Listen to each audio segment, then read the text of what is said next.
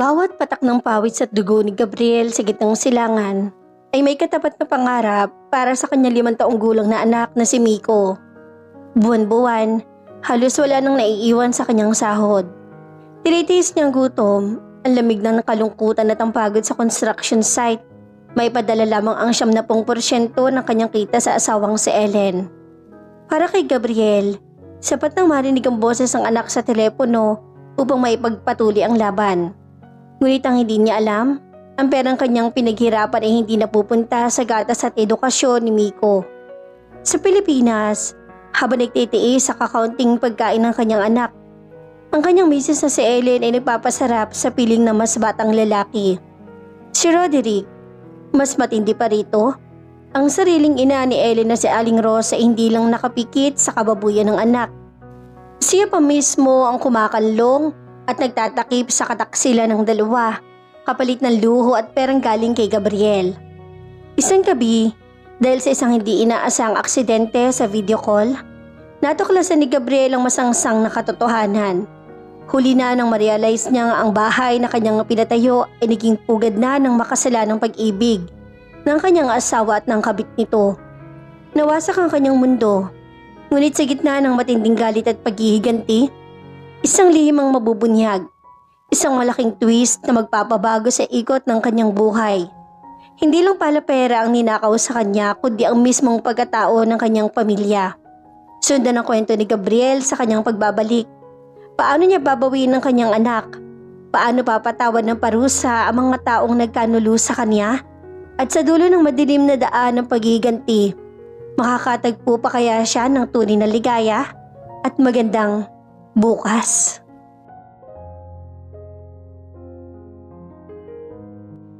Magandang araw po sa ating lahat. Bago tayo magpatuloy, huwag kalimutang mag-like, mag-subscribe at paki-comment na rin kung taga saan kayo para alam natin kung saan nakaabot ang ating mga kwento.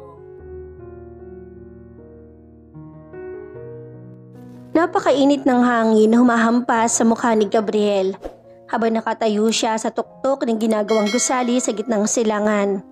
Halos 55 degree ang temperatura at ang bawat paghinga ay tila pag-inom ng apoy. Ngunit hindi niya yun intana. Pinunasan niya ang nangingitim na pawis sa kanyang noo gamit ang lumang bimpo na nakasabit sa kanyang leeg. Sa kanyang isip, tuwing makakaramdam siya ng pagod, ang mukha agad ng kanyang 5 taong gulang na anak na si Miko lumalabas. "Kaunti na lang, Miko, para sa iyo ito, anak." Pabulong niyang sambit sa sarili habang binubuhat ang mabigat na sako ng semento. Si Gabriel ay 5 taon nang nagtatrabaho bilang isang foreman sa Riyadh. Sa loob ng 5 taon na iyon, hindi siya bumili ng bagong damit para sa sarili. Ang kanyang sapatos ay may butas na sa ilalim at nilalagyan na lamang niya ng karton upang hindi mabaon ang kanyang paa sa mainit na lupain. Ang kanyang pagkain araw-araw sa barak ay simpleng lugaw o di kay tinapay na isinasawsaw sa mainit na tubig. Lahat ng sakripisyong ito ay ginagawa niya para sa isang layunin, ang mabigyan ng magandang kinabukasan ng kanyang pamilya. Tuwing katapusan ng buwan, halos pikit matang inililipat ni Gabriel ang 70% ng kanyang sweldo sa bank account ng kanyang asawang si Ellen. Nag-iiwan lamang siya ng ilang riyal para sa kanyang sabon at pambili ng load. "Ellen, nairimit ko na yung pera." Masayang balita ni Gabriel sa kanyang asawa habang nakatitig sa screen ng kanyang murang smartphone. Gabi na sa Pilipinas ay katatapos lang ng kanyang shift. Sa kabilang linya, mabilis na sumagot si Ellen. "Mabuti naman, Gabriel. Alam mo naman dito sa bahay, napakabahal ng bilihin. Si Miko, kailangan ng bagong gatas. Tapos yung tuition pa niya sa private preschool. Saka si Nanay Rosa, kailangan ng maintenance sa presyon." "Kamusta na pala si Miko? Pwede ko bang makausap?" Tanong ni Gabriel na may halong pagnanasa na marinig man lang ang boses ng anak upang mapawi ang matinding pagod ng kanyang katawan. "Tulog na si Miko, Gabriel. Maaga nakakatulog yon kasi napapagod sa eskwela. Huwag mo na lang abalahin." Mabilis at tila nairit ang tugon ni Ellen. "Sige na, patayin ko na to ha. Maglalaba pa ako ng mga damit natin." "Sige mahal, mag-ingat kayo riyan ha. Mahal na mahal ko kayo." Wika ni Gabriel, ngunit bago pa man siya makarinig ng tugon, ay naputol na ang linya. Napasandal si Gabriel sa kanyang papag na gawa sa bakal. May kaunting kirot sa kanyang dibdib. Sa nakalipas sa ilang buwan, napapansin niyang tila laging abala si Ellen tuwing tumatawag siya. Laging tulog si Miko o kaya naman ay nasa labas. Ngunit pilit na inuunawa ni Gabriel ang sitwasyon. Isinisi niya iyon sa layo ng kanyang kinaroroonan at sa pagod ng kanyang asawa sa pag-aalaga ng bahay at ng kanyang ina. Pumasok sa kwarto ang kanyang kasamahan sa trabaho at matalik na kaibigan na si Ramil. Nakita nitong nakatitig si Gabriel sa lumang litrato ng kanyang pamilya. "Paring Gabriel, magtira ka naman para sa sarili mo." Payo ni Ramil habang umuupo sa katapat na higaan. "Lahat ng sweldo mo pinapadala mo agad. Kita mo yung sapatos mo, nag-aagog buhay na. Kahit 5,000 piso lang sana itira mo para makakain ka naman ng masarap." Ngumiti ng bahagya si Gabriel, isang ngiting punong-puno ng pagmamahal ngunit may bakas ng matinding pagtitiis. "Okay lang Ramil, mas kailangan nila yung pera sa Pilipinas eh. Si Miko gusto ko makapagtapos sa magandang paaralan at saka nagpapatayo rin kami ng bahay. Si Ellie naman maingat sa pera yun. Alam kong pinapangalagaan niyang bawat sentimong pinaghihirapan ko dito." Bumuntong hininga na lamang si Ramil at umiling. Alam niyang kapag pamilya na ang pinag-uusapan, napakatigas ang paninindigan ni Gabriel. Napakabait nitong tao. Tapat at walang ibang hangarin kundi ang mabigyan ng maayos sa buhay ang mga mahal sa buhay.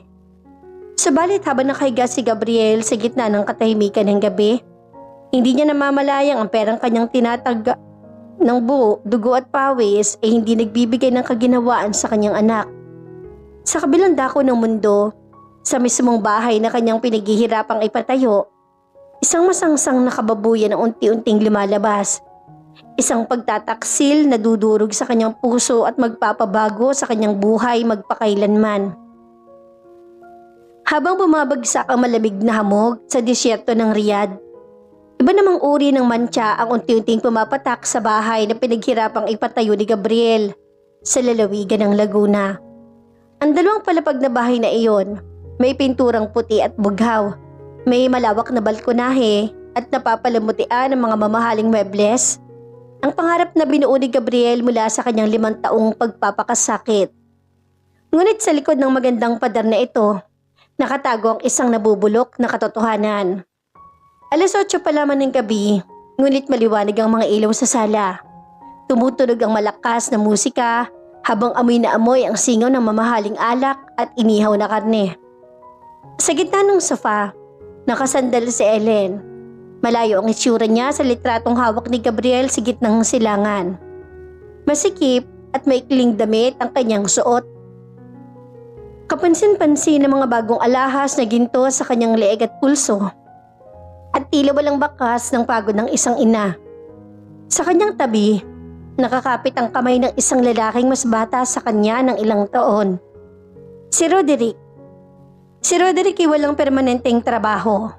Isang tambay na kilala sa kanilang barangay sa pagiging palaasa at mahilig sa mabilisang pera. Ngunit sa nakalipas na 1 taon, hindi na kailangan magtrabaho ni Roderick. Lahat ng kanyang kagustuhan mula sa branded na sapatos, bagong motorsiklo, hanggang sa pag-gimik gabi-gabi ay nanggagaling sa pitaka ni Ellen. O mas tamang sabihing nanggagaling sa dugo at pawis ni Gabriel. "Ellen, babe, paubos na yung alak natin sa cabinet." Malambing ngunit may halong pag-uutos na wika ni Roderick habang hinahaplos ang balikat ng babae. "Pumunta kaya tayo sa club mamaya? Mas masaya dun at saka ibili mo na rin ako nung nakita kong jacket sa mall kanina. Bagay na bagay sa bagong motor ko." Tumawa ng malakas si Ellen. Tawa na halatang nakainom na. "Wala nang problema riyan, babe. Kapapadala lang ni Gabriel ngayong araw. 7,000 piso ang pumasok sa account ko. Sabi ko sa kanya pambili ng gatas at private school tuition ni Miko. At saka maintenance ng nanay." "Napakadali talagang utuin ng asawa mo." Natatawang sagot ni Roderick bago ginawaran ng halik sa pisngi si Ellen. "Isang drama mo lang tungkol sa bata at sa nanay mo. Binibigay agad lahat ng sahod niya. Napakaswerte ko talaga sa'yo." Sa hindi kalayuan sa may hapagkainan, nakatayo si Aling Rosa, ang ina ni Ellen.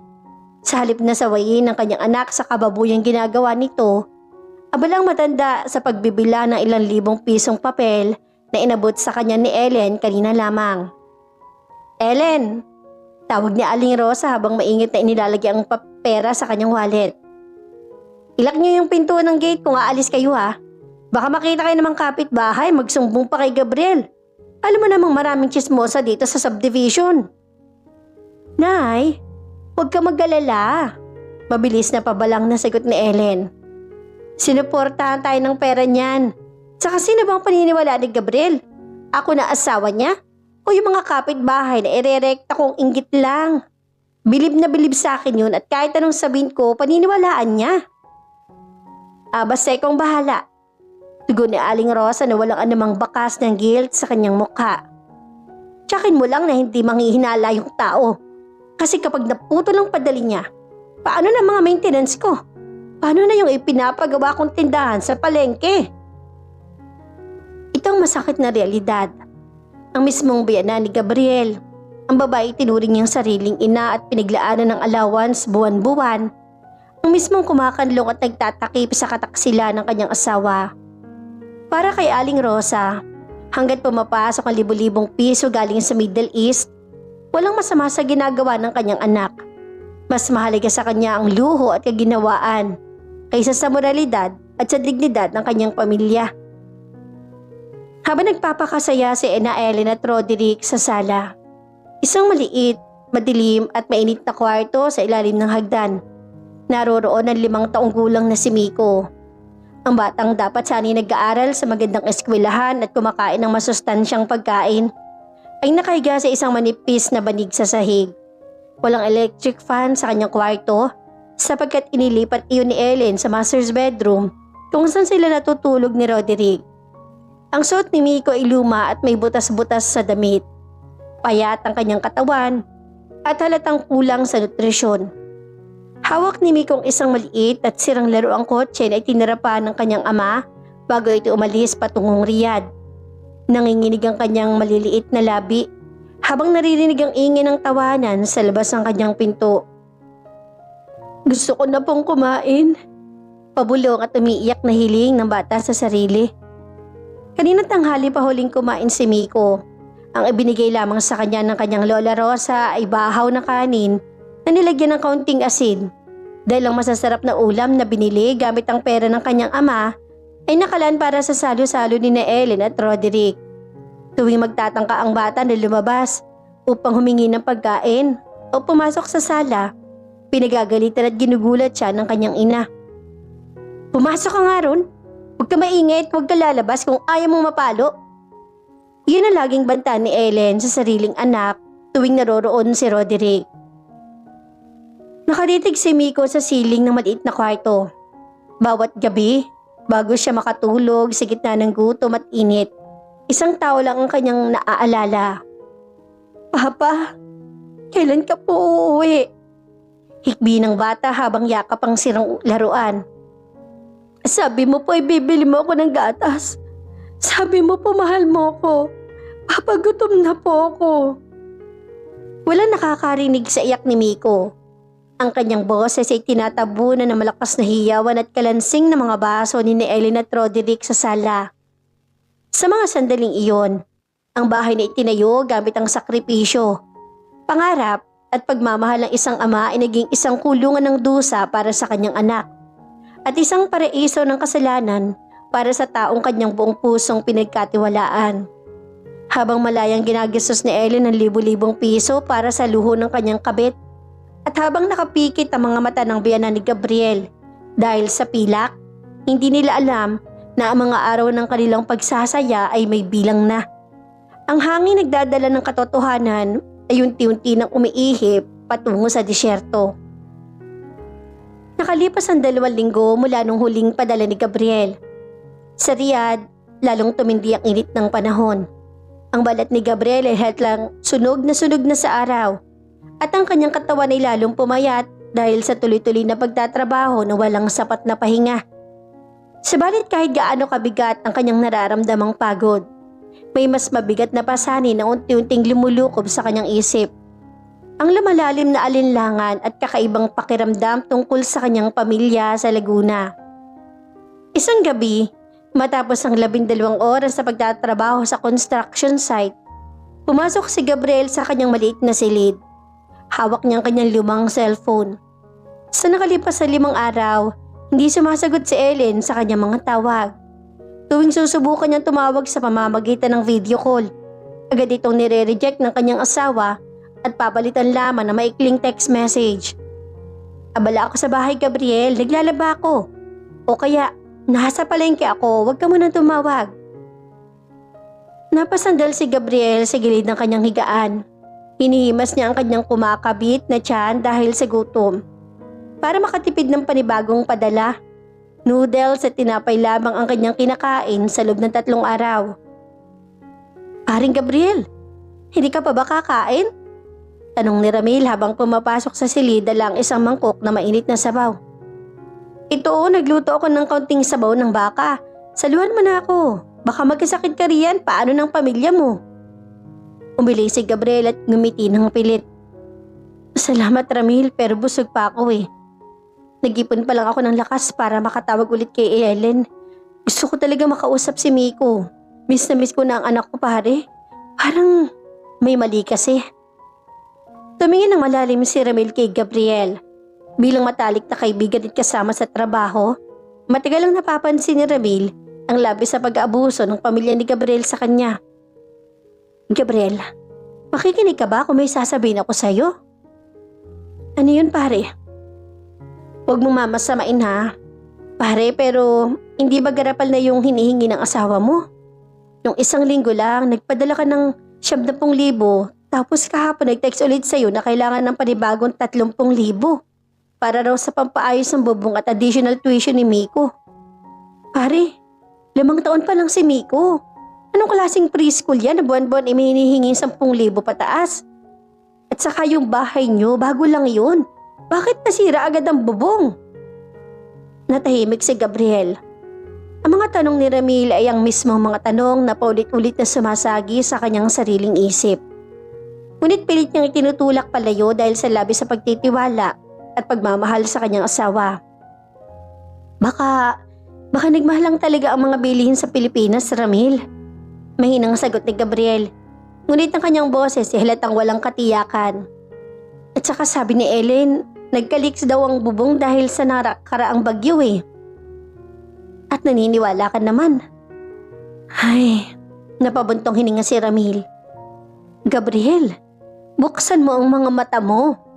Yung kakilala kong electrician sa kabibilang barangay ninyo sa Laguna, nakwenta sa akin ng 1 buwan. May nakikita raw siyang madalas sa pumapasok na lalaki sa bahay ninyo. Ang akala raw niya kamag-anak ninyo. Ayaw lang kitang alalahanin, kaya di ko agad sinasabi. Pero pare, mag-ingat ka. Tila tinamaan ng kidlat ang dibdib ni Gabriel sa narinig.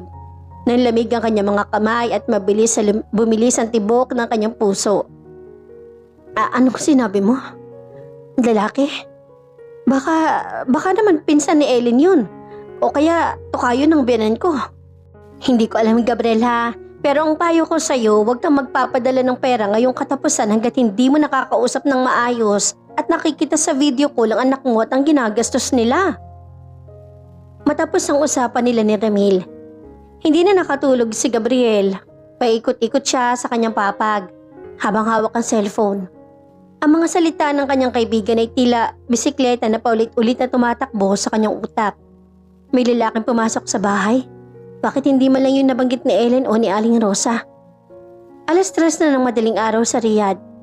Ibig sabihin ni 8:00 na ng umaga sa Pilipinas. Hindi na nakatiis si Gabriel. Nagpa siya siyang tumawag muli. Ngunit sa pagkakataong ito, hindi kay Ellen siya tumawag. Ginamit niya ang kanyang natitirang load upang tawagan ng lumang keypad phone na ibinigay niya sa kanyang biyanan na si Aling Rosa, na paminsan-minsan ay naiiwan sa bahay. Nagiring ang telepono. 1, 2, 3 at sa ika-4 na ring ay may humawak sa linya. Hello? Sino to? Ang boses ng matanda ay halatang bagong gising at iritable. Nay Rosa, si Gabriel to. Mabilis sa wika ni Gabriel. Nay, kumusta kay Rian? Nasaan si Miko? Gusto ko siyang makausap. Nag-hesitate ang matanda sa kabilang linya. Gabriel, ikaw pala. Naku, wala rito si Miko. Inilabas ang mama niya. Pumunta sa mall. Bibili ng bagong sapatos. Medyo kumunot ang noo ni Gabriel. Sa mall? Nay, maaga pa po ah. At saka bakit hindi sumasagot si Ellen sa tawag ko? Abalang-abala kasi ang asawa mo, Gabriel. Maraming ginagawa. Medyo pataas ang boses ni Aling Rosa at halatang nagpapanik. Saka nag-aayos kami ng bahay.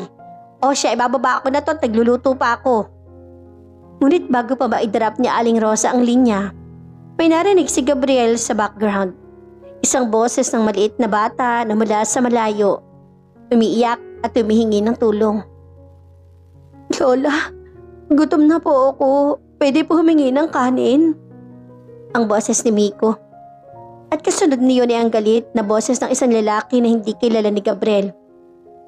Manahimik ka diyang bata ka? Tulog pa si Ellen. Huwag kang maingay kung ayaw mong masampal kita. Napatayo si Gabriel mula sa kanyang higaan.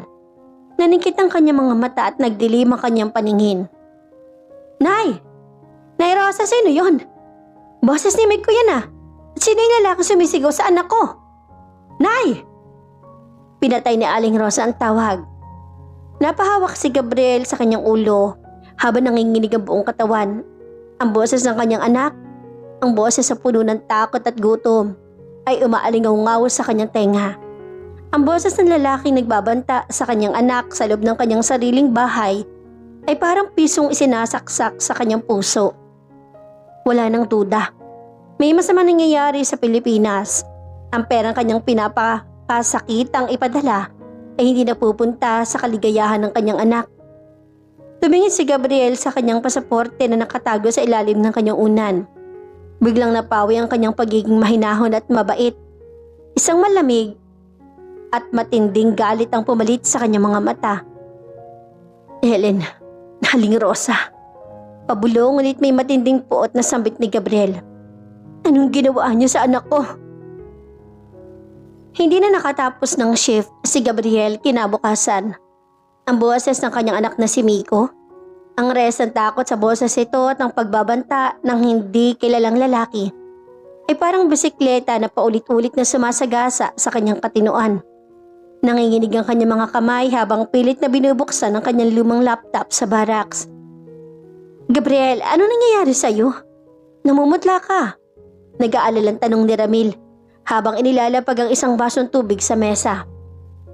Ramil, kailangan ko makasigurado. Matigas at paos sa sagot ni Gabriel. May kakaiba sa bahay. Hindi ako pwede maghintay lang dito habang naririnig kong tinatakot ang anak ko. May isang secret camera application na inilagay si Gabriel sa lumang tablet na iniwan niya sa bahay nung huling uwi niya 2 taon na nakakaraan. Inilagay niya iyon sa itaas ng cabinets sa sala bilang CCTV para sa seguridad ng bahay laban sa magnanakaw. Siya lang ang nakakalam ng IP address at password niyon. Dahil lagi nakasaksak sa kuryente at nakakonekta sa wifi ang tablet, pwede niyang i-access ang camera mula sa Riyadh anumang oras. Mabilis na tinype ni Gabriel ang IP address at nanalangin siya na sana gumagana pa ito. Pagkaraan ng ilang segundo ng paglo-load, kumislap ang screen ng laptop. Lumitaw ang malinaw na video feed ng kanyang sala sa Laguna. Ang nakita ni Gabriel ay sapat na upang durugin ang kanyang puso sa 1,000,000 piraso. Nakasando at boxer shorts lamang ang isang lalaking may kalakihan ng katawan at maraming tattoo. Si Roderick. Nakaupo ito sa mamahaling sofa na binili ni Gabriel nung nakarang taon. Sa kandungan nito ay nakakandong si Ellen na naka-night gown at nakasandalang ulo sa balikat ng lalaki. Nagtatawanan silang dalawa habang umiinom ng mamahaling alak mula sa refrigerator ni Gabriel.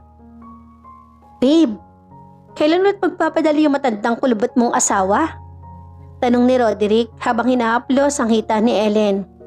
Kailangan ko na kasing magpa-change oil ng motor at saka gusto kong bumili ng bagong helmet.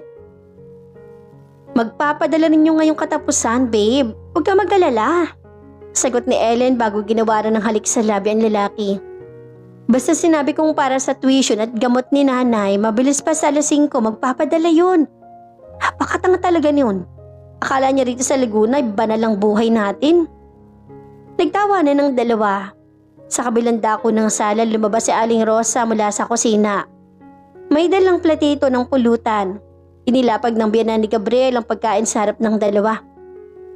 Ellen, ilak niyo ulit yung pinto mamaya ha. Paalala ni Aling Rosa habang nakangiti pa sa kabit ng anak. Roderick, samahan mo naman yung kaibigan mo sa palengke na baba ang presyo ng semento para sa pinapagawa kong pesto. Ako nang bahala na Rosa. Sagot ni Roderick nang may malaking ngisi. Ilang sandali pa. Lumabas sa silid sa ilalim ng hagdan ang maliit na si Miko. Luha ng mga mata ng bata at hawak ang kanyang tiyan. Mama, gutom na po ako. Pwede po ba humingi ng ulam? Mahinang pakiusap ng bata. Subalit sa halip na pagkainin, diring-diri na tumingin si Ellen sa sariling anak. Diyan ka nga. Bakit ka palabas ng labas? Nakikita mong may bisita ako, bumalik ka sa kwarto mo kung ayaw mong patayin kita sa palo. Dapat dyan sa batang yan ginugutom ng matuto. Dagdag pa ni Roderick habang masamang nakatitig kay Miko. Napakalaki ng ulo, nakakasira ng mood. Pumutok ang luha ni Miko at mabilis na tumakbo pabalik sa madilim na silid sa ilalim ng hagdan. Sa Riyadh, napahawak si Gabriel sa kanyang dibdib. Ang kanyang mga matay ng laki sa labis na pait, galit at paghahalo ng walang kapantay na sakit. Ang kanyang buong katawan ay nanginginig ng matindi. Ang kanyang dusa at sakripisyo sa disyerto, ang hindi pagkain, ang sirang sapatos, ang pangarap para sa pamilya, ay ginagawa lamang palang basahan at katawa-tawa ng mismong asawang kanyang pinagkatiwalaan. Nang biyan ang itinuring niyang ina at ng isang masangsang na kabit. Gabriel, kumalma ka. Sigaw ni Ramil habang hawak ang balikat ng kaibigan na tila nawawala na ng hininga dahil sa matinding galit. Ngunit hindi na marinig ni Gabriel ang paligid. Ang kanyang puso na dati puno ng pagmamahal ay pinalitan ng isang malamig at nag-aalab na apoy ng paghihiganti. Pinatay niya ang laptop, tumayo mula sa kanyang upuan at hinarap si Ramil. Walang ni isang patak ng luha ang lumabas sa mga mata ni Gabriel. Ang kanyang mukha ay naging parang bato, malamig, matigas at walang habag. Ramil, paus ngunit malinaw niyang wika. Kailangan ko umuwi ng Pilipinas ngayon din. Gagastos ka ng malaki, Gabriel. Saka paano ang kontrata mo dito? Wala na akong pakialam sa kontrata. Ang pera ko, ang dugo ko at ang anak ko. Kukunin ko lahat. At ang mga tao nagpalaki ng tiyan sa sakripisyo ko, sisiguraduhin ko sa kangkungan ng bagsak nila. Kinuha ni Gabriel ang kanyang pasaporte at ang kanyang naipong kaunting pera. Ang dating mabait, matiisin at tahimik na lalaki ay namatay na sa mismong oras sa iyon. Ang nagising ay isang lalaking handang ibuwis ang lahat para sa kanyang anak at para sa hustisya. Hindi pa alam ni Ellen, Roderick at Aling Rosa. Ngunit ang huling padalang matatanggap nila mula kay Gabriel ay hindi na pera, kundi ang kanyang galit at ang kanyang pagbabalik. Mabilis, ngunit tila walang katapusan ng 4 na oras na biyahe ng eroplano mula Riyadh patungong Maynila. Sa buong tagal ng flight, hindi pikit ang mga mata ni Gabriel. Nakatitig lamang siya sa ulap sa labas ng bintana. Hawak ang maliit na litrato ng kanyang anak na si Miko. Ang dating mainit na pagmamahal sa kanyang dibdib ay tuluyan ng napalitan ng malamig at matigas na bakal. Pagkababa sa Ninoy Aquino International Airport, hindi na nag-aksaya ng panahon si Gabriel. Isang maliit na backpack lamang ang kanyang dala. Sumakay siya agad ng taxi patungong Laguna. Habang tumatakbo ang sasakyan sa South Luzon Expressway, paulit-ulit na bumabalik sa kanyang isip ang mga eksenang nakita niya sa live camera. Ang luhaan at gutom na mukha ni Miko, ang kabastusan ni Roderick at ang walang kwentang pagtatakip ni Aling Rosa. Boss, medyo mabilis po ba tayo? Tanong ng driver ng taxi habang nakikita ang madilim na mukha ni Gabriel sa rearview mirror. Bilisan mo pa kuya. Malabig na tugon ni Gabriel. May kailangan lang akong singilin. Alas 10 ng gabi na makarating ang taxi sa tapat ng kanyang dalawang palapag na bahay sa subdivision. Patay ng karamihan sa mga ilaw sa kapitbahay, ngunit ang kanyang bahay ay maliwanag pa rin. Sa labas ng gate, nakaparada ang isang bagong motorsiklo. Ang motorsiklong binili ni Ellen gamit ng kanyang padala para sa kabit nitong si Roderick. Nanginig ang mga kamay ni Gabriel habang inilalabas ang kanyang sariling susi sa gate. Bahagya niyang itinulak ang bakod na walang ginagawang ingay. Lumakad siya ng dahan-dahan papunta sa pintuan ng bahay. Mula sa loob, naririnig niya ang tawanan at kalansing ng mga baso. Ellen, babe, order pa tayo ng pizza. I-charge mo na lang sa card mo. Boses yun ni Roderick. Sige lang babe, basta bukas, samahan mo ako sa bangko. Mag-withdraw ko para sa pinapagawa ni nanay. Sagot naman ni Ellen. Hindi na nakapagpigil si Gabriel gamit ang kanyang pambihirang lakas na nahasa sa 5 taong mabigat na trabaho sa construction. Ibinuhos niya ang kanyang buong timbang at itinulak ng malakas ang pangunahing pinto. Lumalagapak na tumama ang pinto sa pader. Nabitawan ni Ellen ang hawak niyang baso ng alak na mabilis na nabasag sa sahig. Napatulad mula sa sofa si Roderick habang si Aling Rosa na galing lang sa kusina ay napatakip sa kanyang bibig sa labis na gulat. Tumahimik ang buong bahay. Ang tanging naririnig lamang ay ang mabigat na galit na paghinga ni Gabriel habang nakatayo sa pintuan. Nakatitig sa kanilang nang may mga matang para nag-aalab na apoy. Gabriel! Nauutal na sigaw ni Ellen. Namumutlamok ka na parang nakakita ng multo. Anong ginagawa mo rito? Bakit hindi ka nagsabi na uuwi ka? Hindi sumagot si Gabriel. Dahan-dahan siyang pumasok sa loob. Ang kanyang mga mata ay lumipat kay Roderick na nakasando at short lang sa kanyang sala. Sino siya, Ellen? Malamigat pa sa tanong ni Gabriel. Nagpanik si Ellen, ngunit mabilis na nag-isip ng idadahilan. Gabriel, kalma ka lang. Si Roderick yan. Pinsan siya ng kapitbahay natin. Tinutulungan niya lang kaming mag-ayos ng sirang kuryente dito sa bahay. Lumingon si Gabriel sa kanyang biyanan. Totoo ba yun, Rosa? Pinsan ng kapitbahay na nag-aayos ng kuryente? Nanginig si Aling Rosa. Pilit nang umingiti ngunit halatang nanginginig ang mga tuhod. Oo, Gabriel. Tumutulong lang ang batang yan. Gabi na kasi kaya pinakain lang namin bilang pasasalamat. Mga walang iya kayo. Sigaw ni Gabriel ay yumanig sa buong bahay. Sa lakas ng kanyang boses, napaatras si Ellen at Aling Rosa. Inilabas si Gabriel ang kanyang phone at iniharap sa kanila ang screen. Nakarecord doon ang video mula sa secret camera. Ang eksena kung saan nakakandong si Ellen kay Roderick. Ang pag-uusap nila tungkol sa kanyang pera at ang pagtataboy nila sa gutom na si Miko. Akala niyo ba? Tanga ako? Nanginginig sa galit na sigaw ni Gabriel habang may luha nangingilid sa kanyang mga mata. Luha na matinding sakit at pagkakanulo. Kitang-kita ng dalawang mata ko. Huling-huli ko kayo.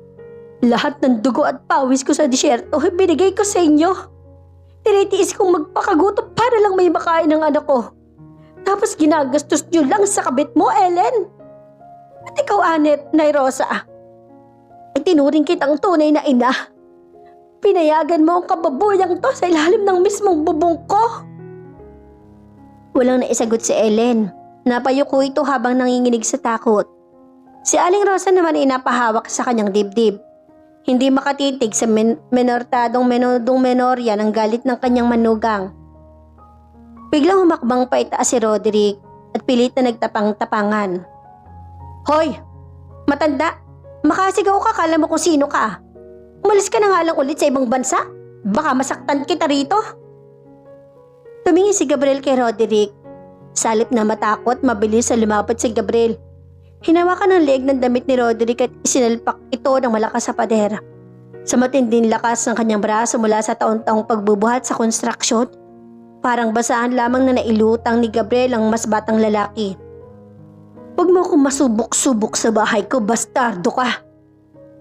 Pabulong, ngunit nanginginig sa puot na banta ni Gabriel habang nakatitig sa mga mata ni Roderick. Magpasalamat ka at may galang pa ako sa batas. Kundi, Dito na kita ililibing. Ibinigsak niya si Roderick sa sahig at bago pa makabangon ng lalaki, isang maliit na boses mula sa ilalim ng hagdan ang pumutol sa tensyon. Papa? Napatigil si Gabriel at mabilis siyang lumingon.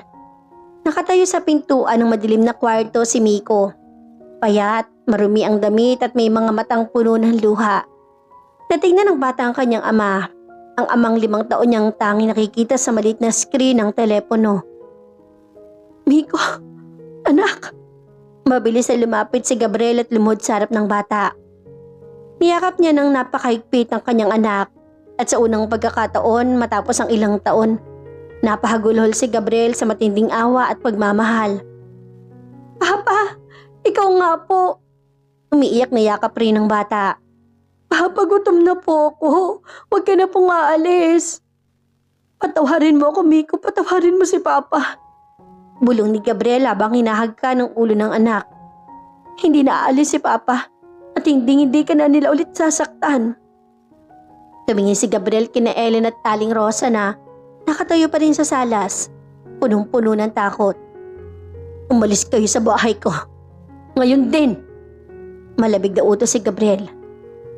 Gabriel, asawa mo ko. Bahay natin to. Apila ni Ellen. Wala na akong asawa. At simula sa oras na to, sisiguraduhin kong pagbabayaran ninyong 3 ang bawat sentimo at bawat patak ng luha ng anak ko. Pinalayas si Gabriel sina Ellen, Roderick at Aling Rosa sa kanyang bahay sa mismong gabi ring iyon. Wala silang naisama kundi ang mga damit na kanyang ibinatuho sa kalsada. Kahit nagmamakaawa si Ellen at nag-hysteria si Aling Rosa, hindi lumambot ang puso ni Gabriel. Ang tanging nakikita niya lamang ay ang mga pasipiko at bakas ng kapabayaan sa payat na katawan ng kanyang anak na si Miko. Kinaumagahan, dinala agad ni Gabriel si Miko sa pinakamalapit na ospital para sa isang buong medical check-up. At dito lalong nadurog ang kanyang puso. Napagalamang may matinding malnutrition ng bata. Kulang sa timbang at may bakas ng pambubugbog sa kanyang braso at binti. Kailangan po nating i-blotter at i-report ito sa DSWD, sir. Pahayag ng doktor habang tinitingnan ang medical certificate ng bata. Hindi po simpleng kapabayaan to. Maling-mali ang ginawa sa anak ninyo, sir. Gawin po niyo ang lahat ng kailangan dokumento, Dok. Matigas sa sagot ni Gabriel. Gagamitin ko ang lahat ng to para makulong ang mga hayop na yon. Habang nanatili si Miko sa ospital upang magpagaling at makakain ng masustansyang pagkain, nagsimula na si Gabriel sa kanyang malawakang paghihiganti. Hindi simpleng pananakit ng katawan ng plano ni Gabriel. Mas gusto niyang pahirapan ang mga ito gamit ang batas at legal na paraan. Lumapit siya sa isang sikat at matalinong abogado na si Attorney Raymond Cruz. Gamit ang kanyang natita ng kaunting ipon at tulong ng kanyang matalik na kaibigang si Ramil mula sa Riyadh. Iniharap ni Gabriel sa abogado ang lahat ng kanyang ebidensya. Ang mga resibo ng kanyang padala sa loob ng 5 taon na umabot sa mahigit 2 milyong piso. Ang malinaw na video recording mula sa secret camera na nagpapakita ng pangangabit ni Ellen at ng pambubusal kay Miko. Ang medical report at mga pasa sa katawan ng kanyang anak. Ang mga resibo ng ari-arian gaya ng bahay, lupa, motorsiklo na nakapangalan pala sa kanya, ngunit ginagastos at ginagamit ng kabit. Mr. Gabriel, napakalinaw ng kaso mo. Nakatitig na pahayag ni Atty. Cruz habang binabasa ang mga papeles. Maaari natin silang sampahan ng kasong adultery, child abuse sa ilalim ng Republic Act 7610 at estafa para sa perang ginastos at ninakaw nila sa iyo. Sigurado akong kakain sila ng kalaboso. Gawin mo ang lahat, attorney. Malamig na tugon ni Gabriel. Gusto kong mawala sa kanila ang lahat ng perang pinalalaki nila sa tiyan nila. Samantala, lumipat si Ellen at Roderick at si Aling Rosa sa isang maliit, madilim at mabahong barong-barong sa tabing ilog. Wala na silang pera. Naka-freeze na ang lahat ng bank accounts ni Gabriel kung saan dating pumasok ang mga padala. Nang subukong isangla ni Ellen ang kanyang mga alahas at ibentang motorsiklo ni Roderick, mabilis na hinarang ito ng mga pulis dahil nakadeklara na itong kabilang sa legal na demanda at sequestered property. Ellen, paano na tayo? Nag-i-hysteria ang sigaw ni Aling Rosa habang nakaupo sa sirang wooden chair. Wala na tayong pambili ng pagkain. Yung maintenance ko sa presyon. 3 araw ko nang hindi naiinom. Huwag ka nga maingay, Nay. Galit na pabalang ni Ellen. Naghahanap ako ng paraan. Tatawagan ko ulit si Gabriel, magmamakaawa ako. Asawa niya pa rin ako at hindi niya ako kayang tiisin. Subalit paglingon ni Ellen kay Roderick, nakita niya nag-i-empake na to ng kanyang kakaunting gamit sa isang backpack. Babe, anong ginagawa mo? Tanong ni Ellen. Masamang tumingin si Roderick sa kanya. Malis ka nga dyan. Paalis na ako. Akala ko ba mayaman ka? Akala ko ba sa'yo yung bayad pera? Yun pala, makikikabit lang ako sa'yo. Makukulong pa ako dahil sa child abuse na yan. Visit. Roderick, wag mo akong iwan. Umiiyak na pakiusap ni Ellen habang kumakapit sa braso ng lalaki. Mahal kita, diba? Dinala ko lahat sa'yo. Bitawan mo ko. Ginamit lang kita para sa pera ng asawa mo, tanga. Itinulak na malakas si Roderick si Ellen, kaya napahandusay ito sa maruming sahig at tuloy nang tumakbo palayo ang lalaki. Napahagulol si Ellen sa gitna ng dumi at amoy basura dito. Andun niya na-realize sa kanyang malaking pagkakamali. Pinalitan niya ang isang tapat, mabait at magsusumikap na asawang tulad ni Gabriel para lamang sa isang lalaking gagamitin at iiwan din pala siya kapag wala ng pakinabang. Ilang oras pa nakalipas, dumating ang 2 mobile car ng mga pulis sa tapat ng barong-barong. Kasama nila si Attorney Cruz at si Gabriel. Inilabas ng pulis ang warrant of arrest. Ellen Santos at Rosa Santos, inaaresto kayo sa kasong child abuse at adultery. May karapatan kayong manahimik at kumuha ng abogado. Habang pinalalabas sila ng barong-barong na nakaposa sa mga kamay, nakita ni Ellen si Gabriel na nakatayo sa tabi ng kotse. Nakasuot ng maayos sa damit at nakatitig sa kanila na walang katiting na awa. Gabriel, patawarin mo ko. Sigaw ni Ellen habang umiiyak at lumulod sa semento sa harap ng kanyang asawa. Patawarin mo ko para na lang sa anak natin. Huwag mo kaming ipakulong. Nagsisisi na ako, Gabriel. Lumapit si Gabriel ng ilang hakbang. Tumingin siya ng matagal kay Ellen at pagkatapos ay kay Aling Rosa na nanginginig din sa takot. Nang magmakaawa ang anak ko sa inyo para sa pagkain, pinakinggan niyo ba siya? Malamig at mahinahon tanong ni Gabriel. Nang umiyak si Miko sa gutom, habang nagpapakasaya kayo sa pera ko, naawa ba kayo? Hindi nakasagot si Ellen. Tanging hagulo lamang ang kanyang nagawa. Magdusa kayo sa kulungan. Huling salita ni Gabriel bago tumalikod at sumakay sa kanyang sasakyan.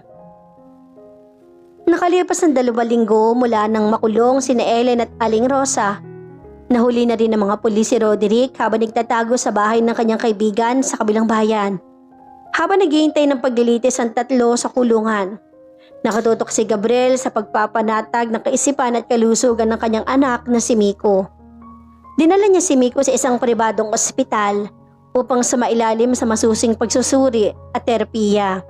Nais ni Gabriel na siguraduhin magiging maayos ang mental na kalusugan ng bata matapos ang traumang dinanas ito sa kamay ng sariling ina.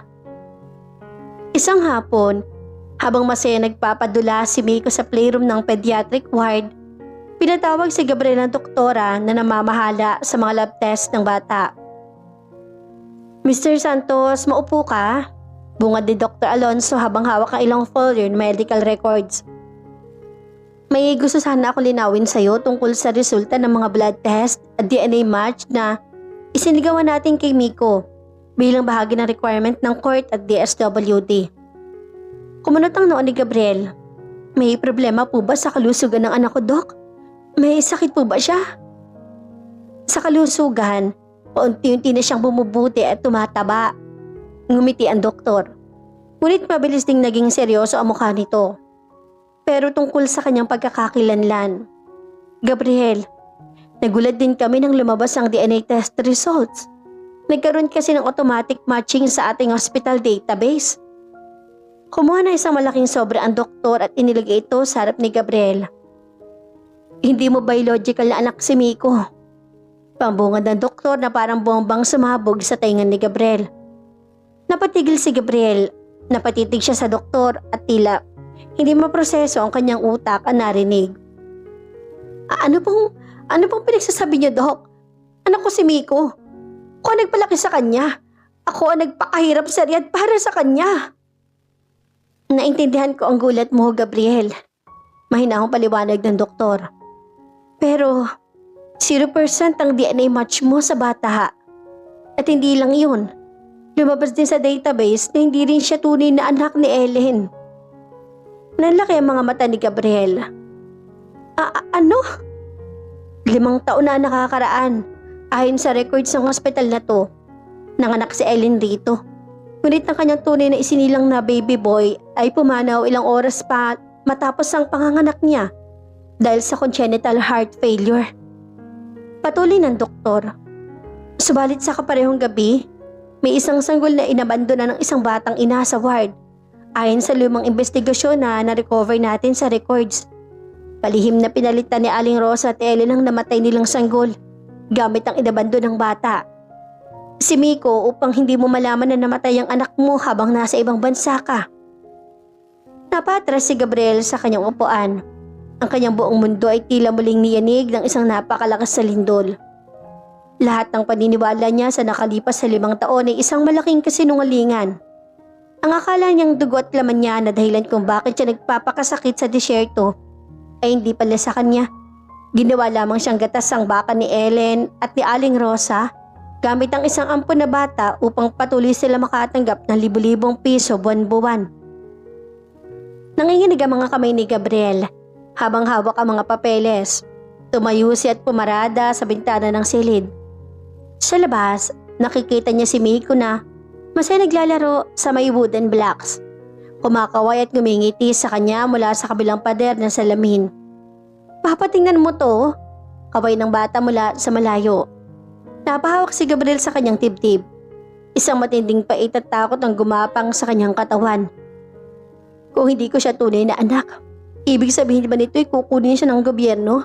Ibig sabihin ba nito ay mawawala sa akin ang tanging dahilan kung bakit ako nabubuhay? Lumabas si Gabriel sa silid ng doktor at dahan-dahang lumapit kay Miko. Lumuhod siya sa harap ng bata. Tumingin si Miko sa kanya gamit ang mga matang napakalinis at punong-puno ng pag-asa. Papa, bakit ka po umiiyak? Tanong na maliit na bata na habang inaabot ng kanyang maliit na kamay ang pisngi ni Gabriel upang punasan ng luha nito. May masakit po ba sa inyo, Papa? Yumakap ng napakahigpit si Gabriel sa bata. Sa mga sandaling iyon, narealize si Gabriel ang isang napakahalagang bagay. Hindi man ang galing sa kanyang dugo at laman si Miko, ang bawat patak ng pawis ay binuhos niya sa disyerto. Ang bawat gabi na nagtiis siya sa gutom at ang bawat panalangin niya sa gitna na matinding pagod ay para sa batang ito. Si Miko nagbigay sa kanya ng lakas para mabuhay. Si Miko ang tunay niyang anak sa puso at kaluluwa. Wala anak, walang masakit. Pabulong na sagot ni Gabriel habang humahagulhol. Mahal na mahal ka ni Papa. Hindi kita ipamimigay kahit kanino. Ikaw ang tunay kong anak. Pagkakaroon man ng malaking laban sa legalidad ng pag-ampon, sumusumpa si Gabriel sa kanyang sarili. Gagawin ang lahat upang maging legal na ama ni Miko at para sa mga taong nagpapalabas ng kasinungalingan.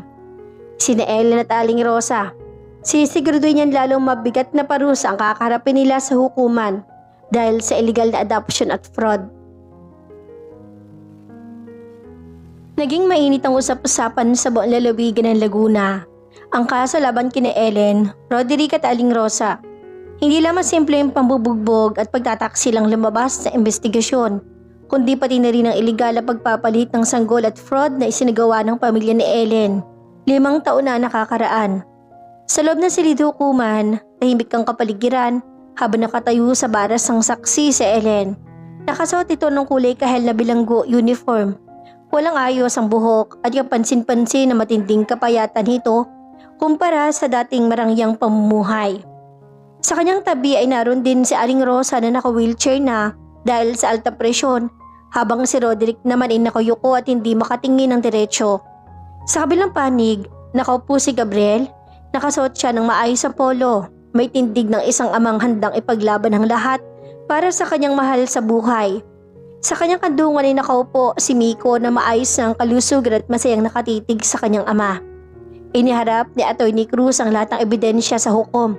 Ang mga medical records mula sa ospital, ang DNA test results na nagpapatunay na hindi anak ni Ellen si Miko, ang bank statements ng padala ni Gabriel at ang video recording ng pang-aabuso. Your Honor, panimula ni Atty. Cruz gamit ang matiginting na boses. Ang aking kliyente na si Gabriel ay nagpakasakit sa ibang bansa sa loob ng 5 taon. Tiniis niya ang gutom, init at matinding pagod sa paniniwalang itinataguyod niya ang kanyang sariling pamilya. Ngunit pinalabas sa mga akusado na buhay ang kanyang tunay na anak upang patuloy nilang makuha ng milyon-milyong piso ang aking kliyente habang ginugutom at pinababayaan ng biktimang si Miko. Tumingin ang hukom kay Ellen. Anong masasabi mo sa mga ebidensyang to, Miss Ellen Santos? Umiyak ng malakas si Ellen. Pilit na humahawak sa baras habang nakatitig kay Gabriel. Your Honor, patawarin niyo po ako. Natakot lang po ako nang mamatay ang baby ko habang nasa abroad si Gabriel. Natakot ako na iwan niya ako kaya pinalitan namin ni nanay ang bata. Pero minahal ko rin naman si Miko. Minahal? Biglang napatayo si Gabriel, bagamat mabilis siyang hinubakan ng kanyang abogado upang kumalma. Minahal mo ang bata, kaya mo siya ikinulong sa ilalim ng hagdan? Minahal mo kaya ginutom mo at pinagkaitan ng gatas? Habang ginagastos mo ang pera ko sa kabit mo? Natahimik ang buong buluwagan. Wala nagawa ang abogado ni Ellen kundi ideklara na wala silang sapat na ebidensya laban sa mga napakabigat na ebidensya. Pagkaraan na ilang oras sa deliberasyon, ibinaba ng hukom ang hatol. Mula sa mga ebidensyang iniharap ng prosekusyon, napatunayang guilty si Ellen Santos, Rosa Santos at Roderick Manalo sa kasong child abuse sa ilalim ng RA 7610. Estafa at simulation of birth. Sila'y ginawaran ng parusang pagkakakulong na mula 18 taon hanggang 24 na taon ng walang piyansa. Pumagsak ang martilyo ng hukom. Nagtatakbo at umiyak si Ellen habang pinalalabas ang silid-hukuman ng mga pulis. Gabriel, patawarin mo ako. Miko anak, patawarin mo si Mama. Ngunit hindi man lang lumingon si Gabriel. Niyakap niya na mahigpit si Miko at tinakpa ng mga tenga ng bata upang hindi na nito marinig ang sigaw ng babaeng nagbigay sa kanya ng trauma. Si Roderick naman ay pabalagbag na hinila ng mga pulis habang nagsisisi sa kanyang naging desisyon na makikabit sa maling babae.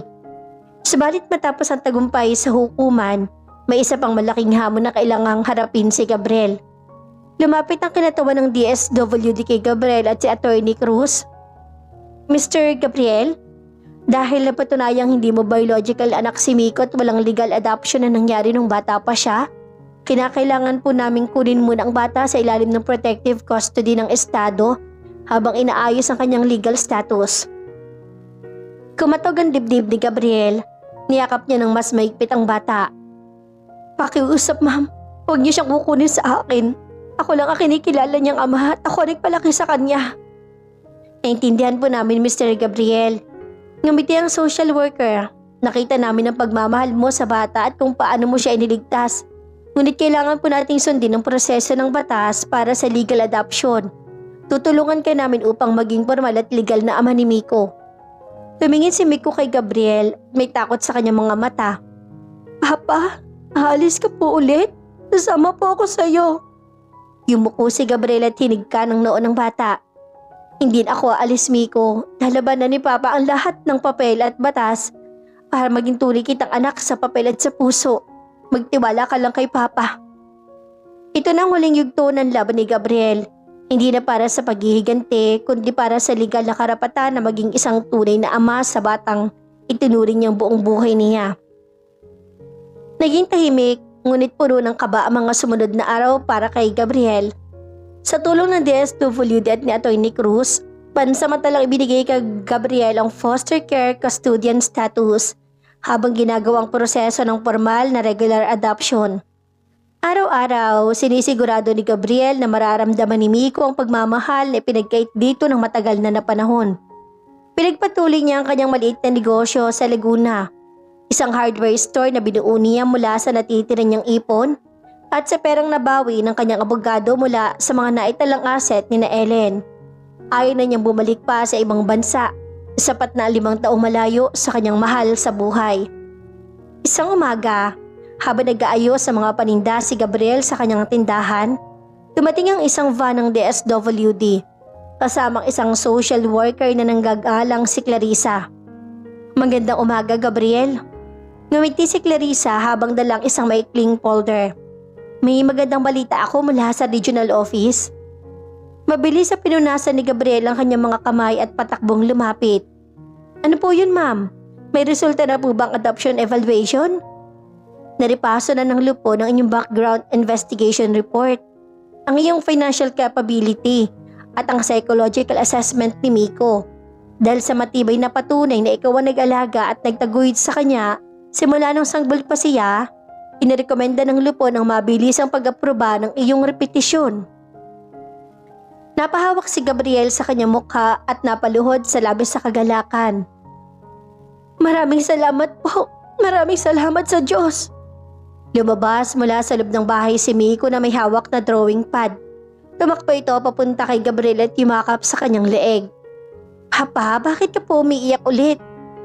Kasi masayang-masaya si Papa Miko. Sagot ni Gabriel habang pinaliligiran ng yakap ang bata. Tunay na kitang anak sa papel at sa batas. Wala na makakakuha sa iyo sa akin. Nagsimula ang bagong kabanata ng buhay para sa mag-ama. Ang dating bahay na puno ng sigaw, pagtataksil at takot ay napalitan ng halakhak. Amoy ng masarap na lutong bahay at sigla ng isang tunay na tahanan. Sinimula na rin ni Miko ang pag-aaral sa isang magandang pribadong paaralan sa bayan. Ang paaralan dating ginagamit lamang ni Ellen bilang dahilan upang makahingi ng libu-libong piso. Ngunit sa kabila ng panibagong katahimikan, alam ni Gabriel na kailangan niyang turuan ang kanyang sarili na muling magtiwala at magpatawad. Hindi para kini Ellen, kundi para sa kanyang sariling kapayapaan ng isip. Isang Sabado ng hapon, habang naglalakad ang mag-ama sa parke ng bayan, nakasalubong nila si Ramil na nakakauwi pa lamang mula sa Riyadh matapos ang tapusin ng kanyang kontrata. Paring Gabriel! Masayang sigaw ni Ramil habang patakbong lumalapit at nakikipag-apir sa kanyang matalik na kaibigan. Tingnan mo nga naman, ibang-iba ng itsura mo ngayon. Ang taba na rin ang alaga natin na. Salamat sa iyo, Ramil. Seryosong ulit may ngiting tugon ni Gabriel. Kung hindi dahil sa pagising mo sa akin nung nasa disyerto tayo, baka hanggang ngayon nagpapakatanga pa rin ako. Wala iyon pare, magkaibigan tayo. Tinapik ni Ramil ang balikat ni Gabriel. O kumusta na pala ang balita sa tatlo sa kulungan? Bumuntong hininga si Gabriel at tumingin sa malayo. Nabalitaan ko kay Atty. Cruz na naibasura ang lahat ng apela nila. Magsisilbi sila ng mahigit 20 taon sa bilibid. Si Ellen nagpapadala pa rin daw ng sulat para humingi ng tawad. Pero hindi ko na binubuksan. Mabuti yan, Gabriel. Ang nakaraan na. Ang mahalaga nakatayo ka na ulit at kasama mo ang tunay mong pamilya. Habang pinapanood ni Gabriel si Miko na masaya nakikipaglaro sa ibang mga bata sa swing, naramdaman niya isang malamig na simoy ng hangin. Ang sakit at puot na dating sumusunog sa kanyang puso ay tuluyan ng napawi. Pinalitan ng payapa at matibay na pag-asa para sa hinaharap. Naging masalimuot man ang nagdaang taon sa buhay ni Gabriel. Unti-unti na nagbunga ang kanyang mga sakripisyo at pagsusumikap. Sa loob ng 2 taon, simula nang maitatag ang kanyang hardware store sa bayan. Naging mabilis ang pag-unlad ng kanyang negosyo. Dahil sa kanyang pagiging tapat, sipag at magandang pakikitungo sa mga mamimili, nakilala ang kanyang tindahan bilang isa sa mga pinagkakatiwalaang supplier ng mga gamit sa pagpapatayo ng bahay sa buong Laguna. Ang dating malungkot at madilim na bahay na minsan ang naging simbolo ng pagtataksili na Ellen at tuluyan ng binago ni Gabriel. Pinapinturahan niya ito ng masayang kulay na dilaw at puti. Pinalitan ng mga muebles at ginawaran ng malawak na palaruan, ang bakuran para kay Miko. Pumasok na si Miko sa grade 1. Ibang-iba na ang itsura ng bata kumpara nung una itong iniligtas si Gabriel sa ilalim ng hagdan. Malusog na kanyang pangangatawan, puno ng sigla ang kanyang mga mata at palaging may malaking ngiti sa kanyang mga labi. Si Miko ay naging isa sa mga pinakamahusay na mag-aaral sa kanyang klase. partikular sa larangan ng pagguhit at matematika. Papa, tingnan mo po to. Masayang sigaw ni Miko habang patakbong pumasok sa opisina ni Gabriel sa tindahan. Dalang kanyang report card. Nakatanggap po ako ng Star Student Award ngayong buwan. Ibinaba ni Gabriel ang hawak niyang ballpen at kinuha ang report card ng anak. Nang makita ang matataas na marka at ang gintong bituin na nakatatak sa papel, napangiti siya ng napakalapad at niyakap ang bata. Napakagaling naman ang anak ko. Proud na sabi ni Gabriel habang ginugol ang buhok ng bata. Sabi ko na sa'yo, napakatalino mo. Dahil dyan, saan mo gustong kumain mamayang gabi? Gusto ko po ng fried chicken at ice cream, Papa.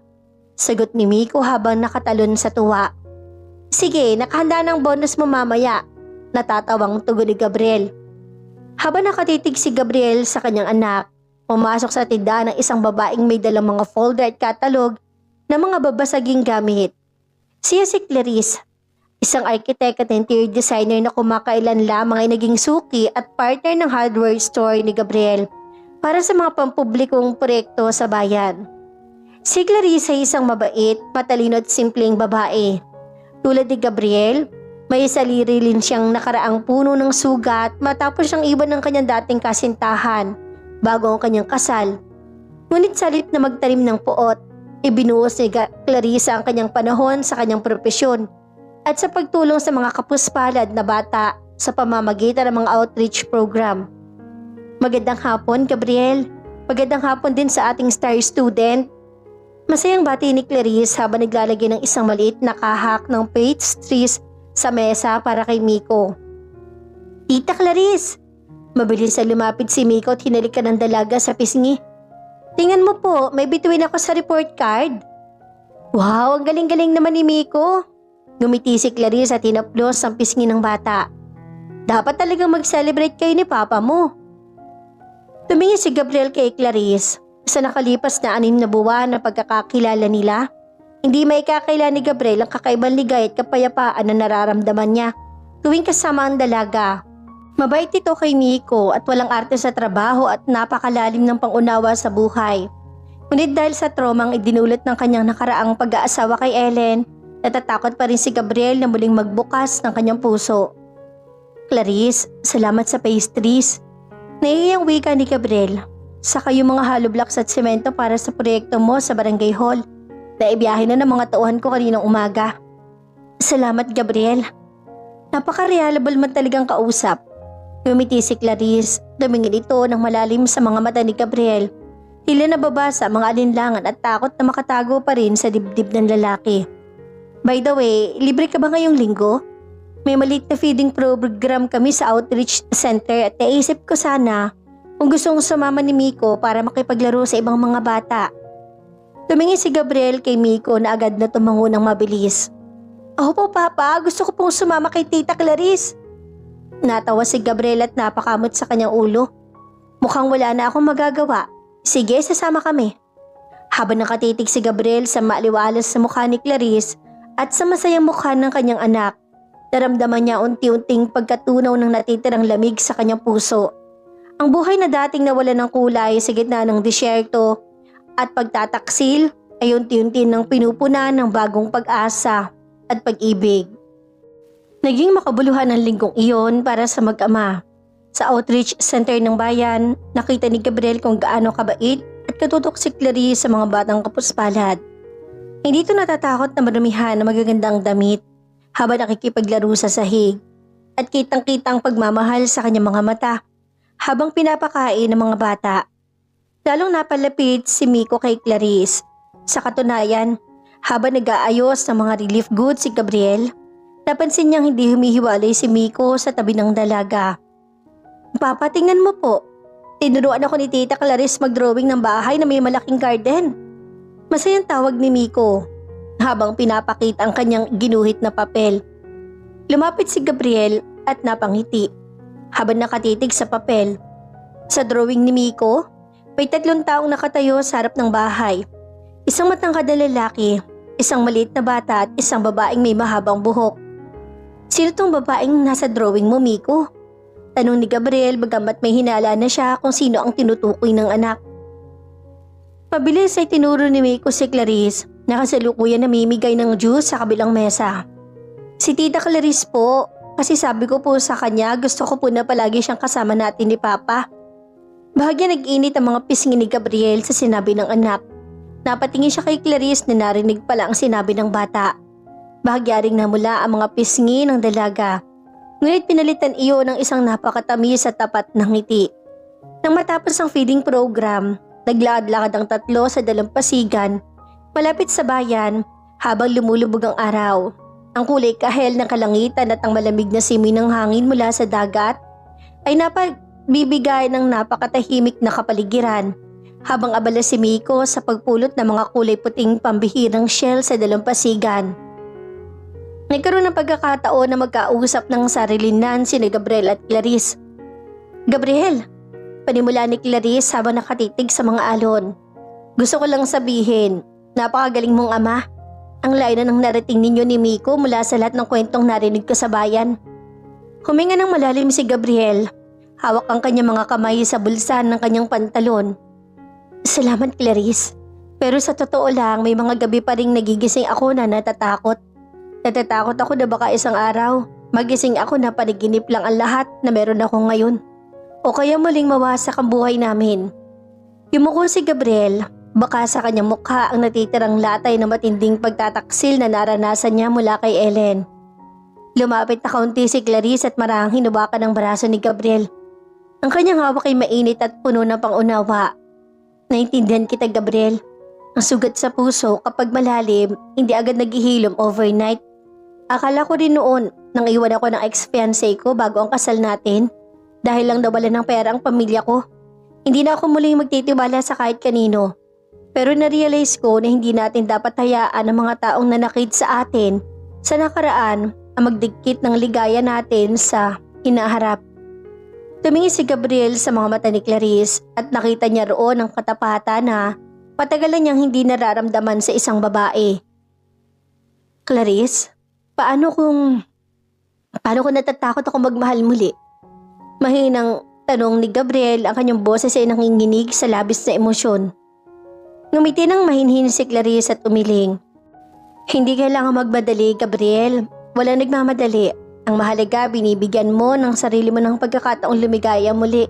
Hakbang-hakbang. Sabay natin tatahakin kung kakayanin. Sa mga sandaling iyon ay naramdaman ni Gabriel na tila may isang mabigat na kadena na tuloy ng nabalasik mula sa kanyang dibdib. Ang dating takot na muling magtiwala ay napalitan ng isang malalim na pag-asa. Habang tumatakbo si Miko papunta sa kanila dala ang kanyang mga nakuhang shell, hinawakan ni Gabriel ang kamay ni Clarice. Hindi ko malasang dalaga, sa halip ay mas maigpit pa nitong pinisil ang kanyang kamay. Sa gitna ng paglubog ng araw sa Laguna, nalaman ni Gabriel na ang tunay na paghihiganti sa mga taong nagkanulo sa kanya ay hindi ang pagtatanim ng galit magpakailanman, kundi ang tuloy ang pagiging masaya at matagumpay kasama ang mga taong tunay na nagmamahal sa kanya. Naging mas mabilis ang pagtakbo ng mga araw nang pumasok si Clarice sa buhay ng mag-ama.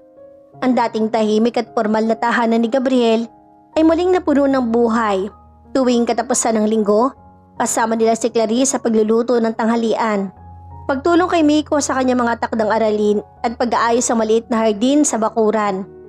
Ngunit sa gitna ng panibagong ligaya na pumasok sa buhay ni Gabriel, isang hindi inaasahang sulat ang dumating mula sa correctional institution kung saan nakakulong si Ellen. Isang Huwebes ng hapon, habang nag-aayos sa mga resibo si Gabriel sa kanyang hardware store, pumasok ang isang kartero at inabot sa kanyang isang opisyal na koreo. Galing ito sa Bureau of Corrections. Nang buksan ni Gabriel ang sobre, nakita niyang sulat na isinulat mismo ng kamay ni Ellen. Dati-rati kapag nakikita niya ang pangalan ng dating asawa, agad na bumabalot ang matinding puot at galit sa kanyang dibdib. Ngunit sa pagkakataong ito, habang nakatitig sa papel, isang malamig at payapang pakiramdam ang nanalaitay sa kanyang sistema. Gabriel, alam kong wala akong karapatang sumulat sa iyo o humingi ng kahit ano matapos ang lahat ng kababuyan at kasalanang ginawa ko sa iyo at kay Miko. Araw-araw dito sa loob ng kulungan, ang bawat padarat-rehas ay nagpapaalala sa akin kung paano ko sinira ang pamilyang itinaguyod mo ng dugo at pawis. Nabalitaan ko sa kaibigan ko na malaki na ang negosyo mo at Napakagaling na ng bata ni Miko sa paaralan. Masaya ako para sa inyo. Tanggap ko na ang parusa ng batas at ng Diyos sa akin. Si Nanay Rosa ay madalas na rin magkasakit sa kabilang selda. At si Roderick naman ay iniwan na rin ang kanyang pamilya. Kami ay nagbayad sa sarili naming kasakiman. Sulat ito para lang sabihin sa iyo na formal ko nang nilagdaan ang lahat ng waiver papers para sa buong kustodiya at legal adoption ni Miko. Hindi ko na kailan masasalungitan ang karapatan mo bilang ama. Patawarin mo ako, Gabriel.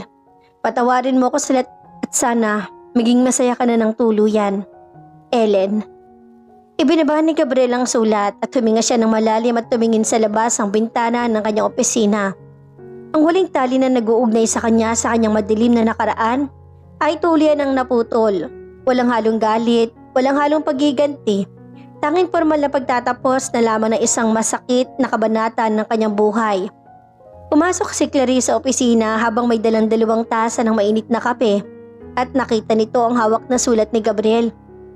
May problema ba, Gabriel? Mahinahong tanong ni Clarice habang inilalapag ang kape sa mesa. Umiling si Gabriel at ngumiti ng tapat. Inabot niya ang sulat kay Clarice upang ipabasa rito. Wala, Clarice. Sa katunayan, ngayon ko lang naramdaman ng malayang-malaya na talaga ako. Binasa ni Clarice ang sulat at dahan-dahang tumango. Tumingin siya kay Gabriel ang may matinding paghanga. Napakalaki ng puso mo, Gabriel. Ang kayang mapatawad at magpalaya ng galit ang pinakamalaking patunay na tunay ka nang nakabangon. Lumapit si Gabriel kay Clarice at tinuwakan ng 2 kamay nito. Hindi ko magagawa to kung hindi dahil sa'yo at kay Miko. Kayo ang nagpaalala sa akin na may magandang bukas pa palang naghihintay matapos ang pinakamatinding bagyo sa buhay ko. Tumingin ng diretso si Gabriel sa mga mata ng dalaga. Clarice, ayaw ko nang tumingin sa nakaraan. Gusto kong buuin ang hinaharap kasama ka. Kung papayag ka, gusto kong maging bahagi ka ng buhay namin ni Miko. Hindi lang ngayon kundi habang buhay. Napangiti si Clarice habang may luhang nagingilid sa kanyang mga mata. Mga luha ng labis sa kagalakan. Oo, Gabriel. Handa ako makasama ninyo ni Miko sa bawat hakbang ng buhay. Sa mga sandaling iyon, ang huling bahid ng alinlangan ay tuluyan ang napawi. Ang dusa sa disyerto, ang pagtataksil sa sariling bahay, at ang sakit ng nakaraan ay naging hagdan lamang upang marating ni Gabriel ang tunay na kaligayahan na nakalaan para sa kanya at sa kanyang anak. Matapos ang malalim na pag-usap at ang tuluyang pagpapalaya sa mga natitirang latay ng nakaraan, naging mas mabilis ang pag-inog ng mundo para kina Gabriel at Clarice at kay Miko rin. Ang pagmamahalang nagsimula sa simpleng pagkakaibigan at pag-unawa ay unti-unti nang nagbunga ng mas matibay na pundasyon. Hindi na nagkakasya ng panahon si Gabriel. Isang gabi habang kumakain sila sa isang simpleng kainan sa tabi ng lawa sa Tagaytay, habang masaya naglalaro si Miko sa hindi kalayuan, inilabas si Gabriel ang isang maliit na velvet box mula sa kanyang bulsa. Hindi tulad ng kanyang unang pagpapakasal na puno ng mabilis ang desisyon at bulag na pagtitiwala. Ang singsing na hawak ni Gabriel ngayon ay simbolo ng matured, subok at tapat na pag-ibig. Clarice, mahinahong panimula ni Gabriel habang nakatitig sa kaakit-akit at payapang mukha ng dalaga. Maraming beses kong tinatanong sa sarili ko nung nasa Riyadh ako kung bakit kailangan kong daanan ng ganong katinding dusa at pagtataksil. Pero nang makilala kita, naisip ko na baka kailangan ko mawala ng maling tao para makarating sa tamang tao. Napatakip ng kamay si Clarice sa kanyang bibig habang unti-unting nangingilid ang luha sa kanyang mga mata. Gusto kong ibigay sa iyo at kay Miko ang buhay na buo, tapat at walang alinlangan. Pagpapatuloy ni Gabriel habang binubuksan ng kahon upang ipakitang isang simpleng singsing na may kumikislap na brilyante. Clarice, papayag ka bang maging kabiyak ko at maging ina ng aking pamilya? Lumapit si Miko na tila nakatunog sa nangyayari at hawak-hawak ang kamay ni Clarice. Tita Clarice, please, be my mommy na po. Napatawa sa gitna ng luha si Clarice. Inabot niya ang kamay ni Gabriel at tumango ng walang alinlangan. Oo, Gabriel. Oo, Miko, hindi ko kayo iiwan. Mabilis isinuot ni Gabriel ang singsing sa daliri ni Clarice at pinaliligiran ng mainit na yakap ang dalawa. Ang kanyang bagong simula, ang kanyang tunay na tahanan. Nagsimula ang paghahanda para sa isang simpleng kasal. Ayaw ni Gabriel at Clarice ang grandiosong selebrasyon. Ang mahalaga sa kanila ay ang basbas ng simbahan, ng batas at ng mga taong tunay na nagmamahal sa kanila katulad ni Ramil at ng pamilya ni Clarice. Samantala, ang negosyo ni Gabriel ay lalo pang lumago. Sa tulong ng galing ni Clarice bilang architect, nagtayo sila ng isang integrated hardware at architectural design firm. Isang pamilyang negosyo na nagbibigay rin ng trabaho sa mga kapuspalad na mamamayan sa kanilang bayan. Isang araw bago ang kasal, bumisita si Gabriel sa sementeryo kung saan nakahimlay ang kanyang mga magulang. Dala niya isang bouquet ng puting bulaklak. Nay, Tay, pabulong na wika ni Gabriel habang nakatitig sa lapida. Nakaligtas po ako sa bagyo. Nakatayo na ulit ako at bukas mag-aasawa na ulit ako sa babaeng hindi lang ako minahal, kundi tinanggap at inalagaan din ng apo ninyo. Tumingin si Gabriel sa kalangitan. Ang mainit na hangin ng hapon ay parang haplos ng pag-aaprobado mula sa kanyang mga magulang. Wala nang galit sa kanyang puso. Ang dating sugatan at ginamit na lalaki sa disyerto ay tuluyan ng pinalitan ng isang matagumpay, may kapangyarihan sa sariling buhay at masayang ama. Ang araw ng kasal ni Gabriel at Clarice ay dumating na parang isang maliwala sa umaga. Matapos ang pinakamahabang panahon ng dilim at bagyo. Ginanap ang seremonya sa isang maliit ngunit magandang simbahan sa ibabaw ng burol sa Tagaytay, kung saan tanaw ang malamig na simoy ng hangin at ang payapang tanawin ng lawa ng Taal. Ang simbahan ay napapalamutian ng mga simpleng puting bulaklak at lunti ang halaman. Mga disenyo na mismong si Clarice ang pumili at nag-ayos. Walang mga mamahaling palamuti na palabas lamang sa mata. Ang bawat detalye ay puno ng katapatan at simpleng kagandahan. Nakatayo si Gabriel sa tabi ng altar, suot ng kanyang barong Tagalog. Sa kanyang tabi ay nakatayo si Ramil bilang kanyang best man, mula sa Riyadh hanggang sa pagbabalik sa Laguna. Si Ramil ang naging saksi sa bawat patak ng pawis, luha at galit ni Gabriel. Pare, bulong ni Ramil habang tinatapik ang balikat ni Gabriel. Sabi ko sa'yo nung nasa disyerto tayo may magandang plano ang Diyos sa'yo. Tumingin ka sa harap mo ngayon, ang lain na ng narating mo. Tumiti si Gabriel at tumango. Salamat Ramil, kung hindi dahil sa suporta mo, baka nabulag ako ng galit ng mga panahong yun. Ilang sandali pa ay tumunog ang mahinang himig ng organo, dandang bumukas sa malaking pinto ng simbahan. Una naglakad sa aisle si Miko, suot ang kanyang maliit na tuxedo, hawak ng bata ang isang maliit na unan kung saan nakalagay ang mga singsing. Ang dating matatakutin at payat na bata sa ilalim ng hagdan ay masayang-masaya na ngayon at may malaking ngiti sa labi at nakatitig sa kanyang ama na may buong pagmamalaki. Kasunod nito, dahan-dahan na pumasok si Clarice. Napakaganda ng dalaga sa kanyang simpleng puting wedding gown. Wala itong labis sa palamuti, ngunit na kanyang mukha ay nagliliwanag sa ligaya at pag-ibig. Habang naglalakad si Clarice patungo sa altar, hindi napigilan ni Gabriel ang pagpatak ng kanyang mga luha. Hindi dahil sa sakit ng nakaraan, kundi dahil sa labis sa pasasalamat sa kasalukuyan. Inabot ng ama ni Clarice ang kamay ng dalaga kay Gabriel. Gabriel, alagaan mo ang anak ko, mahinahong bili ng matanda. Mula ngayon hanggang sa huling hininga ko sir, seryoso at buong pusong pangako ni Gabriel. Humarap ang dalawa sa altar sa harap ng pari. Ang mga panunumpa na kailanman ay hindi naging tapat sa unang pagpapakasal ni Gabriel ay naging totoong saksi ngayon sa harap ng Diyos. Gabriel, panunumpa ni Clarice habang nakatitig sa kanyang mga mata. Tanggap ko ang iyong nakaraan, ang iyong mga sugat at ang iyong pangarap. Pinapangako kong magiging katuwang mo sa bawat tagumpay at kasama mo sa bawat pagsubok. Mamahalin kita at si Miko ng walang alinlangan at walang katapusan. Clarice, tugon ni Gabriel habang isinusot ang singsing sa daliri ng dalaga. Binigyan mo ng kulay ang mundong nawalan na ng pag-asa. Pinangako kong ikaw at si Miko magiging priority ng buhay ko. Poprotektahan ko kayo at mamahalin magpakailanman. Nang ihayag ng pari na sila'y mag-asawa na, nagpalakpakan ng lahat ng mga dumalo. Hinalikan ni Gabriel si Clarice sa gitna ng mga hiyawan ng kanilang mga kaibigan at kapamilya. Lumapit si Miko at mabilis sa pumasok sa gitna ng dalawa upang kumapit sa kanilang mga kamay. Sa mga sandaling iyon, naramdaman ni Gabriel na kumpleto na ang kanyang mundo. Ang dating buhay na giniba ng kataksilan at kasakiman ni Ellen at ni Aling Rosa ay napalitan na isang totoong tahanan. Isang tahanang itinayo sa ibabaw ng katapatan, respeto at tunay na pag-ibig.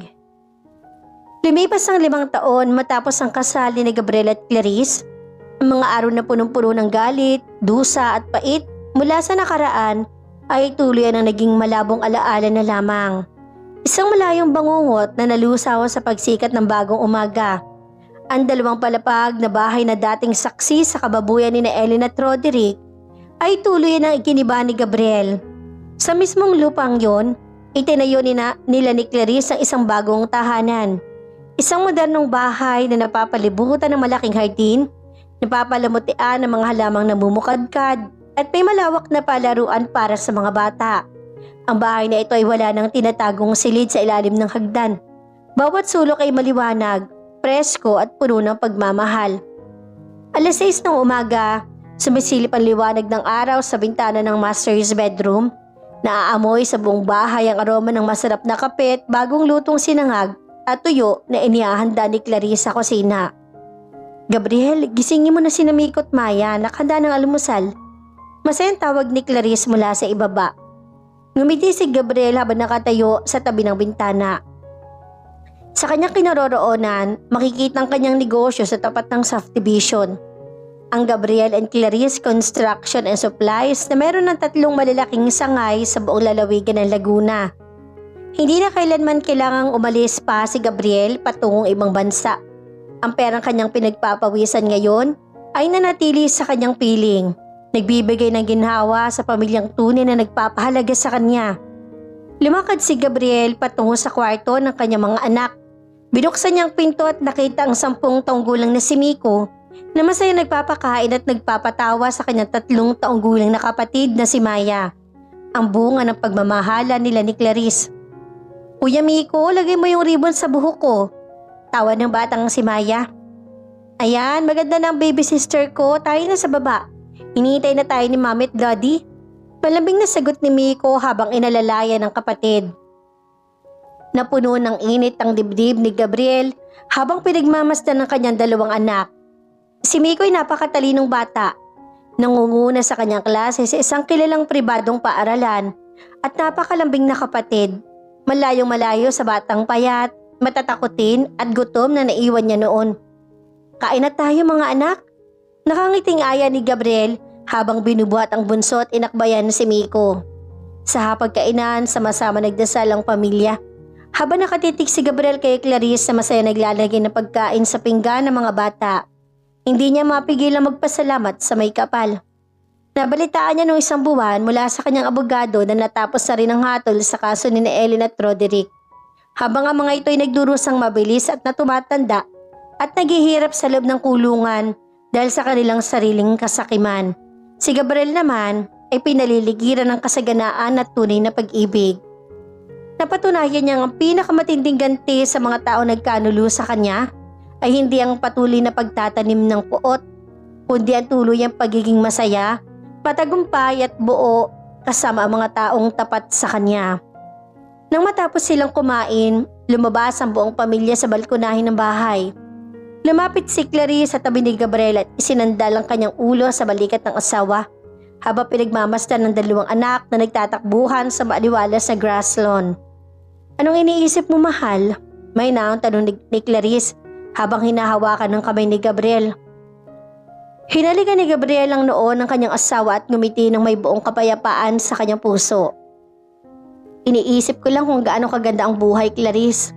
Pabulong ngunit punong-puno ng ligayang tugon ni Gabriel. "Nawala man sa akin ang lahat nung una, ibinigay naman sa akin ng Diyos ang pinakamagandang hantungan." Sa ilalim ng maliwalas at kahel na kalangitan ng Laguna, habang naririnig ang malalakas na tawanan ng kanyang mga anak at nararamdaman ang init ng yakap ng kanyang tapat na asawa, alam ni Gabriel na sa wakas, nakamit na niya ang kanyang huling padala mula sa langit. Isang tunay at walang katapusang happy ending. Wakas. At dito na po nagtatapos ang kwento ng pag-ibig ni Gabriel at Clarice. Nawa kayo nag-enjoy at na-in love. Samahan niyo po akong muli sa mga susunod pang nakaka-inspire at nakakakilig na mga kwento ng pag-ibig na aking ibabahagi. Pero bago tayo tuloy magtapos, hayaan niyo pong batiin kong muli ang ating masusugid na mga kaibigan na sina Rosemary Liego ng Hong Kong, Liway Pangasya ng Marikina, kay Fredeline Del Mundo ng Jensen City, Josephine Martinez ng Sucat, Manila, Antonia Incorporado ng Cebu City, Mais Limana ng Hong Kong, si Teotimo Zafe Jr. ng Navotas City, at kay Medi Dakil ng Milan, Italy. Muli maraming salamat po. God bless us all!